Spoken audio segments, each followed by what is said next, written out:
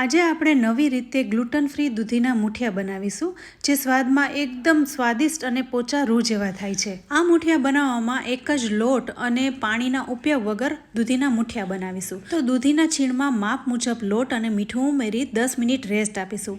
ત્યારબાદ આપણે બધા મસાલા કરી લેવાના છે. આ મૂઠિયા ખટાશ ગળાશમાં ચડિયાતા કરવાના, એટલે વધારે ટેસ્ટી લાગે. અહીં દૂધીનું જે પાણી નીકળે એમાં જ બધું મિક્સ થઈ જશે.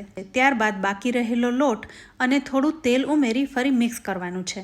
હવે જે થાળીમાં આપણે મૂઠિયાને મૂકવાના છે એને તેલથી ગ્રીસ કરી ઢોકળિયામાં ગોઠવી દઈશું. હવે મૂઠિયા એકદમ પોચા જાળીદાર બને એ માટે થોડા બેકિંગ સોડા અને લીંબુ ઉમેરી મિક્સ કરી મૂઠિયાને થાળી અથવા ઇડલી સ્ટેન્ડમાં ગોઠવી દેવા. અહીં લોટ ઢીલો છે ને એટલે મૂઠિયા એકદમ પોચા થશે. તો અહીં મૂઠિયા ફૂલીને ડબલ થઈ ગયા છે. હવે આ મૂઠિયાને વઘારી લેવાના છે. તો તેલમાં રાઈ, હિંગ, લીમડો અને તલ ઉમેરી મૂઠિયાને ઉમેરી દઈશું. સાથે થોડો લાલ મરચું પાવડર પણ છાંટીશું, એટલે મૂઠિયા તૈયાર.